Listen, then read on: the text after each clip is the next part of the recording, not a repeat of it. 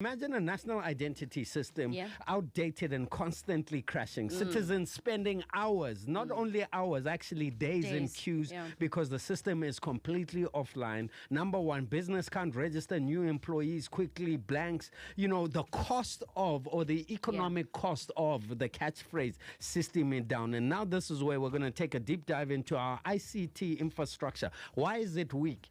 Why 100%. don't we do the software update? Why have we not serviced our infrastructure? And what kind of incompetence has led to where we are today? And that's what the conversation we're having today. Yeah, because system E down, I mean, we say it as a joke, but it's really, it's like a national punchline. Yeah. But except it's not funny when you can't renew your license, when you can't register a business, when you can't access health records, you know.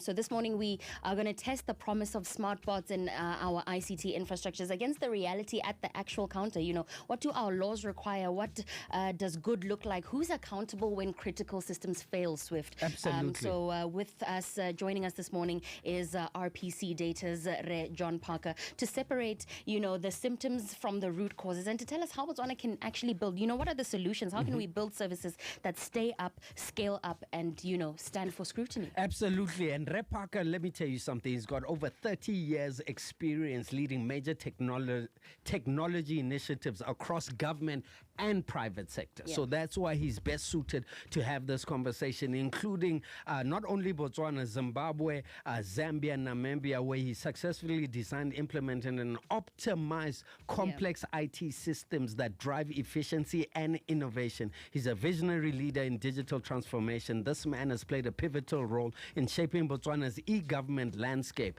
And number one, I've been waiting for my plot since 1994. Jeez. So I want also to throw that in to say, hey, John, Rep Parker, how can you help me help myself and help the Republic of Botswana? Rep Parker Rawamogela in the studio. Good morning, sir. Yes, good morning to you and good morning to all the listeners. And thank you for inviting me to participate in this conversation. Fantastic. Look, I think let's start from, you know, the minister was on a Breakfast in High Definition and he stated, you know, the problem. Let's circle back for context. From your view, you know, we have the human capital within the Republic of Botswana. We have the stakeholders that are able to resolve these issues. From your vantage point, can you kindly define the problem in terms of our ICT issues and why we are always system down?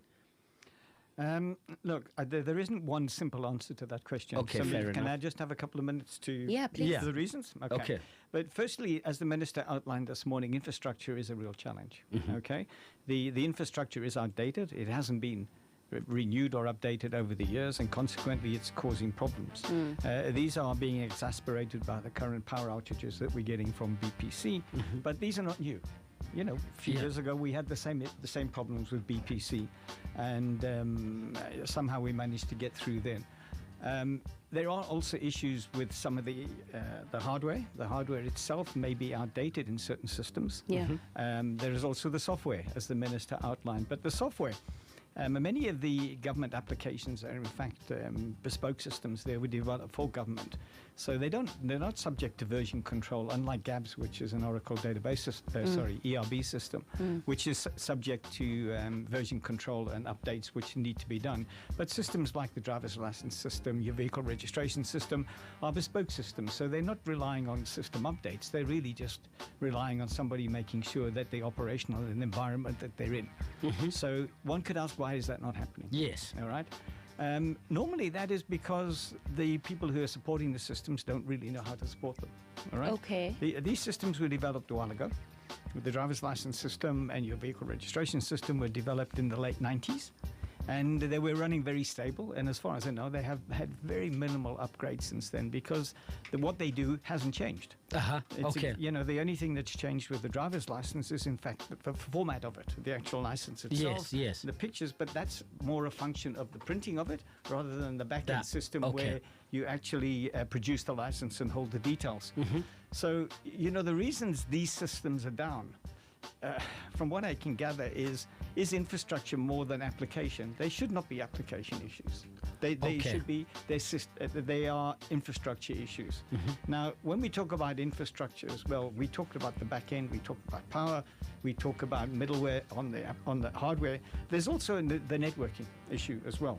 You know, the network needs to be up because we now rely on internet for all these systems. Yeah. Yes. So if the government service points, the internet's not working correctly, then of course you're going to have bottlenecks, all right? Yes. So there isn't a simple solution. But basically all these parts fit together, right? And somebody is responsible for making sure that all the parts are working. Now one could ask, why has that not happened? You know, if we roll the clock back 10 years, Okay. we never had these problems. But the systems are the same, right? One could argue the hardware is getting a little bit older, but the hardware still works, all right? So one could say, what is the difference between now and 10 years? Yes. I mean, I'll give you a simple example. When the GAP system was put in, I was the project manager for that project. Okay. I put the system in. So should we blame you for system it No, down? listen. Let me finish, man. Okay. Okay. No, when that system first went in, for the first 5, 6, 10, well, in fact, 10 years after it went live, if that system was down for an hour, the minister would be on the phone and we would be held accountable. Oh, wow. Why is the system down for an hour when we had to jump through hoops to get that system running? We now have an environment where if the system is down for days, it seems to be accepted as the norm. But So that was the- gonna, and that was gonna be my next question, Mr. Parker, to say, you know, these are critical systems that are in play, right? You know, a lot of people depend on them. What is the maximum acceptable time that it should take to restore a system? Because I think what Botswana have now had in their minds is that if the system is down, you know, like we're talking about, it is an issue that requires weeks to fix. What would you say is the standard time that we should be looking at, turnaround you know, time. as a commitment in most of Botswana's systems? Okay, we'll answer that from two parts. Okay. If you look at it from an infrastructure point of view, you should be talking 5 minutes, Okay. right? Because you should have a failover system. The system should automatically fail over and come up and restore the services. Okay. If it's a software issue, that's indeterminate. All right. Okay. If you get a bug in your software, it can be fixed very quickly, or it may need to go back to the supplier like Oracle if it's a problem with them to fix it. But in the meantime, you can find a workaround. So for a system like GABS, I would think 24 hours is more than long. It's too long. The system should not be down for that long. Okay, sir, like solutions. What are your recommendations? It sounds to me from outside of the box that this is also an issue of incompetence. It's an issue of not having a framework in the back end that is effective and efficient. Do you believe that government has the will and capacity, or what are some of the solutions that we can at least introduce to government to say, look, this is what is needed? Is it an issue of having enough graduates? Is it an issue of not having the vehicles or the infrastructure needed to turn around? Because the minister this morning says at times you have the system is down due to electricity, and then you now have to source a part coming from wherever in the world. It takes 6 to 7 days, etc., etc. How would you react to that? Yeah, my first comment would be, yes, the reasons the minister gave for the systems being down are probably valid. Okay, One could fair ask, enough. why are they there in the first place? If you compare, say, government with private sector, when BPC power goes off, does Mascom go down? No. Does Orange go down? No. Does the supermarket shut? Does everything collapse because the power goes off? Why not? Because backup. Because they have put backup in Yeah. place, and more importantly, they make sure it works. Yeah. Now, Because they know that they lose money. correct. You can imagine what would happen if you go to a shopping mall and there's a power cut, everything's not working. Yeah. You can't even use your phone, Yeah. right? That doesn't happen because people take precautions to make sure it doesn't happen. Government can do exactly the same thing. Again, roll back some years, government did have very good disaster recovery in place. They did have 2 systems. The minister talked about having one this morning. Back in the late 90s, all the systems were replicated on another server. Government infrastructure is sitting in two blocks in the government enclave, Block 6 and Block 8. One is the primary site and one is the disaster recovery site. And everything was replicated with dedicated black fiber between the two buildings. So immediately one system went down, the other one picked up.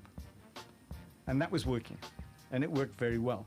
So the only thing that could go wrong then would be the lack of power. And back in those days, the generators were working in the buildings and the UPSs were working. So downtime was virtually negligible in terms of infrastructure. But I think over time that infrastructure has been eroded. I don't know what happened to the backup computers, whether they used them for live systems because they didn't have money to buy new computers for new systems or whatever. But that particular feature of what was implemented is no longer there. And that was clear from what the minister said this morning. So first off, that needs to be restored. Okay. So one, you need to have a reliable data center, which the minister said they're addressing. They use the Boffinet data center, and I think the backup center is up north somewhere. But they do need to have a backup system. So basically what happens is you have two systems, one say here, one in Francistown. As a transaction takes place in Gaborone, the system is replicated on the machine in Francistown. So they're kept completely in sync. Should the system in Botswana, in Gaborone go down, it automatically reroutes all the traffic to the system in Francistown, which now becomes the live environment. And it continues to be the live environment until the services are restored in Gaborone, in which case it switches back again. You know, I'd like to introduce a thought, right? And I hope this is not sort of plastering over a bigger crack to say we're not solving the real problem, but, you know, here's an intermediary thing. But if in terms of benchmarking, Rwanda has something called the Irembo Transparency Platform, right? So it's a digital governance model, and what it does is it provides real-time status reporting and performance metrics. So it helps, or it would help the Botswana to track service availability in government services, right? If you can go on this platform and see, is today gaps down? Is this down? Can I go to transport today? Does it work? You know, do we see Botswana, you know, Repaka being able to introduce a status portal like that where we can see live availability and incident timelines? Do you think that would help in any way? Well, it most certainly would, and I don't see any reason why that can't be done. You know, Rwanda has been very successful because of the way they approach this whole e-government if you like, challenge. You know, they started their master plan back in the year 2000, right? And they developed a plan for going through to 2020. So they had a very good vision. And in terms of implementing it, one of the key things that they did was involve the private sector. The initiative you just mentioned, which is the e-government platform, is in fact a joint venture between government and private sector. That was my next question in terms of private sector involvement. So, you know, the government there realized at an early stage that they couldn't do this on their own. And I think the involvement of the private sector in delivery of e-governance or e-government in Botswana is lacking. The government doesn't reach out to the private sector for assistance. It rather thinks it can do everything itself. And although the government, you know, has the ability to bring in resources from outside, you know, they don't know the local landscape. The people who live and work in the country understand the landscape, and they understand the challenges, and they understand what kind of services need to be developed and the priority for those services. They're not always in line with government, unfortunately. You know, the government can be saying we need to do X, but the people are saying, hang on, I need to do Y. Like yourself say, you want a plot. He wants it now. You need somewhere to monitor what's going on with it. The government might be saying it's more important to I don't know, health or education, right? So, you know, you need what's going on in the ground. And if you're going to deliver services that the people want, they have to be driven by the people. And you do need to engage the private sector. And you need to engage the private sector in delivery because they're throughout the whole country. Hold that thought. 9:55 is your time. If you've just joined us, welcome to the Mid-Morning Delight, talking system down from a different perspective. We are speaking to Repaka about some of the solutions. His name is John Apaka. He's a consulting manager at RPC Data and a renowned IT expert, digital transformation and large-scale project management. This man knows the length and breadth of the Republic of Botswana when it comes to anything digital. And that's why he's in the studio. And on the other side of this, we continue conversation. Good morning. Welcome back to the show. I go by the name Swifty Swift. I'm not alone, wolf like Ross. The platform is called the Mid-Morning Delight. And today we're having a deep dive conversation around frameworks, understanding our ICT infrastructure and ecosystem. Governance-related issues are absolutely central because they shape how policy systems and institutions can actually function. You know what I'm saying? And during the conversation, we are joined by Rep Parker, who's our ICT expert. But I would like to get a better understanding. We've defined the problem. Yeah. What is the next step, Rep Parker? What is the next step to ensure that I can get my plot? Wolf can get her license. Tsepiso can get her passport on time. Because at the end of the day, the multiplier effect and the economic loss of some of these issues is costing this government a lot of money. And we constantly hear, there's no money. Rep Parker, how do we move forward? Thank you. I think, again, moving forward, there's two prongs to this. The first one is, as outlined already, the infrastructure needs to be fixed. I was pleased to hear this morning the minister saying that they're moving to a new data center and that those infrastructure issues relating to power particularly should be a thing of the past within the next few months. But that's only part of the project puzzle. You know, the minister mentioned that it gives you 99.8% availability, but it does as long as the issues are relating to infrastructure and not anything else. Yeah. Right? But there's still the other part of the equation, which is the hardware and the software, which also needs to be taken into the equation. Yeah. Right. In terms of the hardware, for argument's sake, the government has hardware. They have a supercluster, which is very powerful, very, very powerful machine, which they're utilizing. And I think maybe they just need to manage that better. Yeah. Right? I'm not sure who's advising them on that, but there have been a lot of problems around that supercluster, and that was responsible for a lot of the outages from the GAP system, particularly over the last couple of years. So I think they need to just sort that out. I don't think they need to replace the hardware, but they need to just make it run efficiently. All right? Is this a story of incompetence? Or am I putting you under the spotlight? Yeah, I think, Botswana do deserve to know what is causing the problem, because it could be that. And we need to take responsibility. You know, this thing of, victimizing ourselves, and it's this, if it is an issue of incompetence within the public sector, the frameworks are there, the infrastructure is there, why is it not functioning? Yeah. Part of the reason could be that the people who are responsible for managing the actual hardware infrastructure are not trained. They haven't been trained properly. Okay. Or they don't know how to do it. Right? It's a very complex environment, the superclusters. So that could be part of the problem. Okay. So it's difficult to say if it's incompetence from the people who are actually responsible. Yeah. However, the people who are ultimately in charge should be aware of what's required. And if they are not making sure that the right skills are available to manage the environment, then there is a level of incompetence attached to that as far as I'm concerned. Absolutely. Okay? Because they should know what's needed. So I'm interested in knowing, and maybe one of our listeners is wondering, Rep Parker, if systems are down and if systems are compromised the way that they have been in the past, can that affect data protection? What about all my personal data getting involved in all of these, ICT infrastructure letdowns? Is my Great data question. extremely protected under the Data Protection Act when things like this happen? Okay, first of all, when the system is down, your data is very safe because no one can access it. Okay. Okay. Right. Okay. But the question of the Data Protection Act and how it's been implemented in government when the systems are up or live or running is a separate issue. Yeah. Right? Okay. We can maybe dwell on that a bit later if you want to. No, we can go into it now, actually. Okay, in terms of the Data Protection Act, in summary, basically it says, that any personal data has to be protected by law. Okay, so nobody can be given access to it. It cannot be stored without that person's consent. Yes. And everybody has the right to view the data that's being stored by them to check whether it's accurate and correct. Right. Now, that's easier said than done, all right? I'm not sure right now if I walked into government and said, fine, right, I want to see the data that you are holding for me, John Parker, they'd be able to give it to me. Yeah. In fact, I'd be very, very surprised if they could. They probably wouldn't even know where to start looking.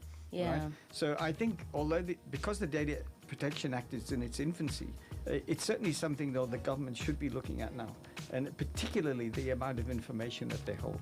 Right. You know, when you're born in this country, your records start. You have a birth certificate. You Yes. get given an OMAG number. And that Yes. tracks you right through your schooling, your health. They have an enormous amount of information about you, where you live, what cars you drive, et cetera, et cetera, et cetera. And the government, I'm not sure what the government is doing in terms of their conformance to the Act in that regard.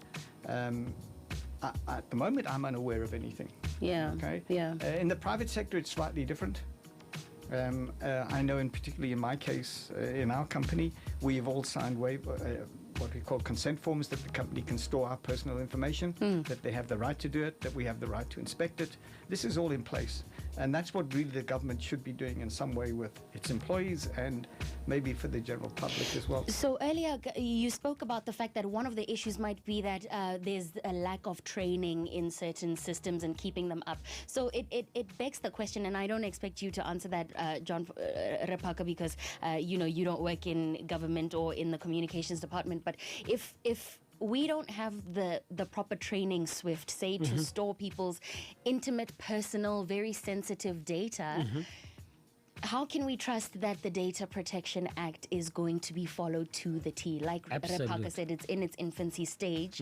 If we can't even keep up infrastructures, ICT infrastructures, where all of our sensitive information is being stored, what confidence does that give us? Well, that's a very good question. 3956962, if you'd like to join in the conversation, your recommendations as we talk, an important subject, ICT systems, system it down. And before that, Repaka, let me ask you this. Let's paint a picture of hope, right? In the event that Botswana had a truly robust ICT system, government services are seamless, what kind of Botswana can, this ICT robust system lead us to? I like what you said. We're born in Botswana.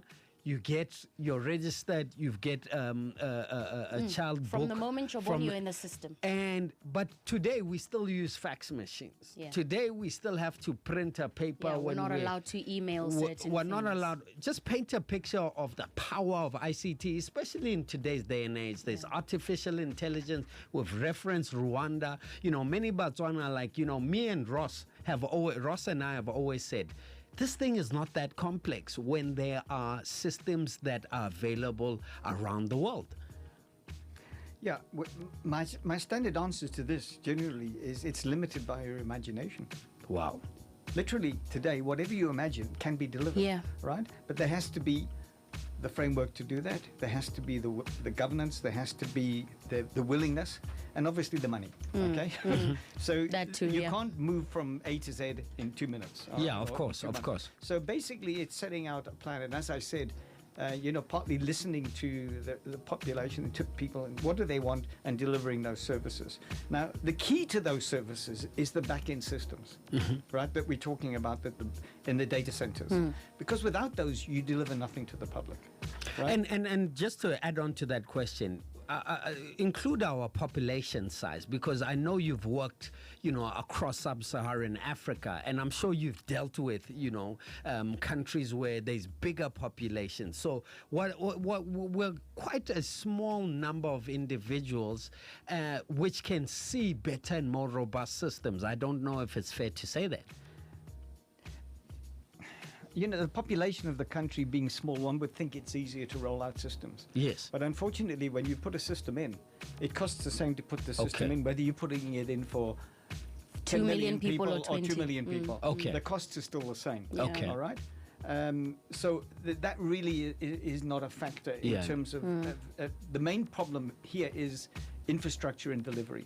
We still have a lot of people who live in rural areas where connectivity is difficult, where service delivery is difficult, not just through an IT level, but health services, education services are difficult because of that.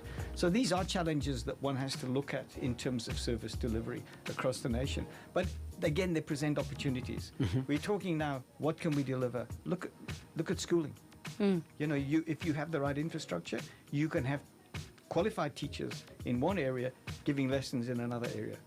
Yeah. Yes. So you can Wow. Everybody can share that knowledge, right? You can have people on the ground who obviously can assist the children with questions, but you can have top-class teachers available to every student in the country, right?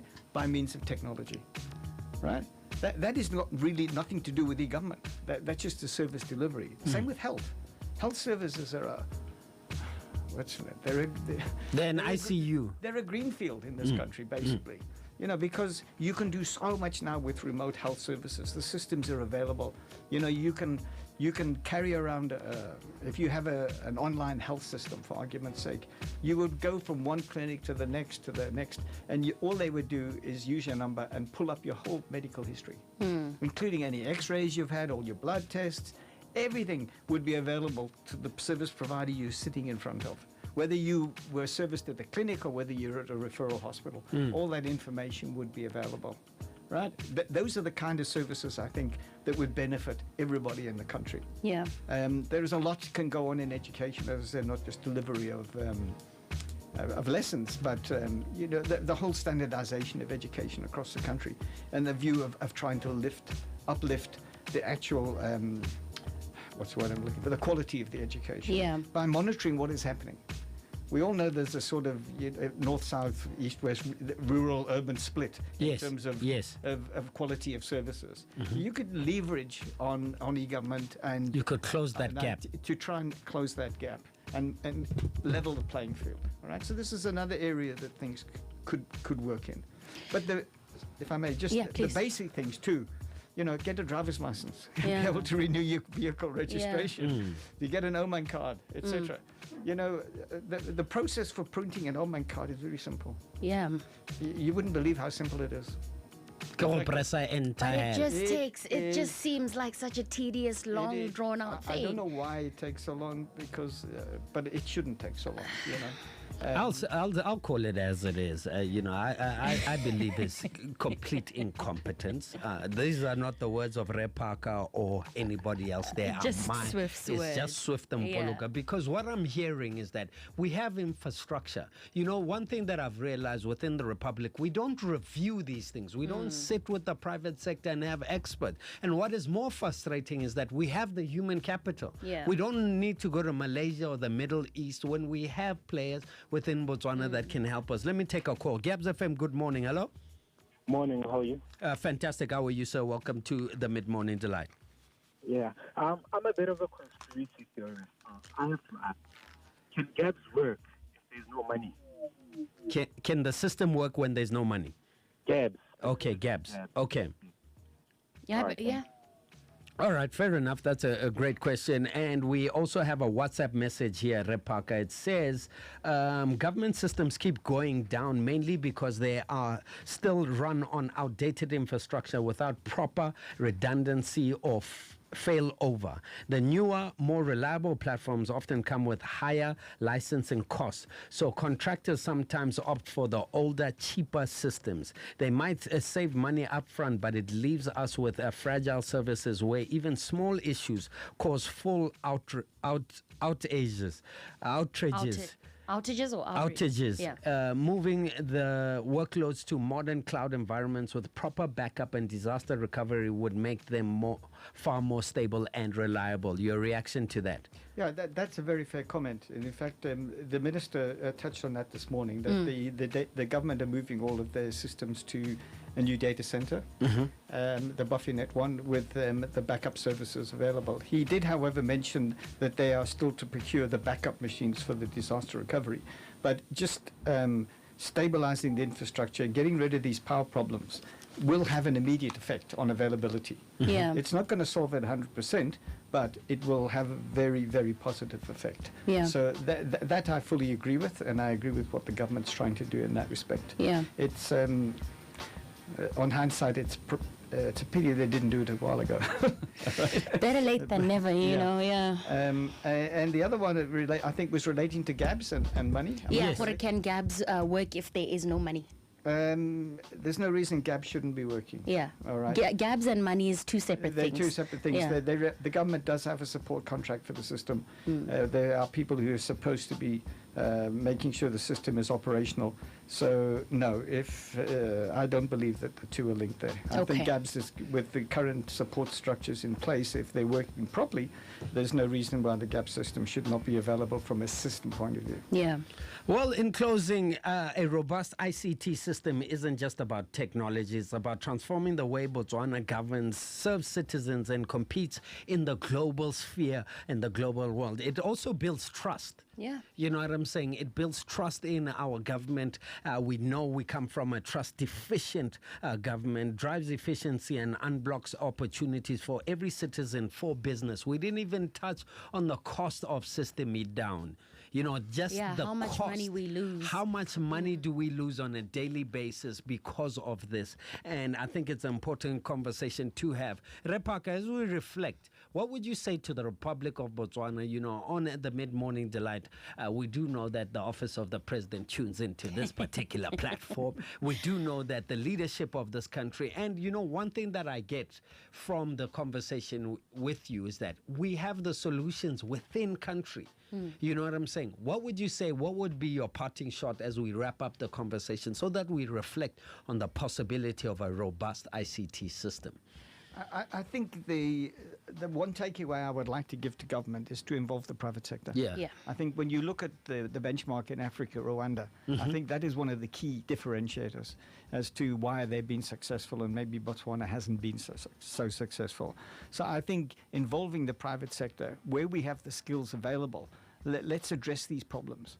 You know, identify the problems. If there's local people available who can fix the problem, then let's do it. Why not? Yeah. You know, we are a lot cheaper than bringing consultants from outside who cost an awful lot of money. So if they are available, let's use them. So let's do it together. You know, we all live in the country. It's for our equal benefit that we solve these problems.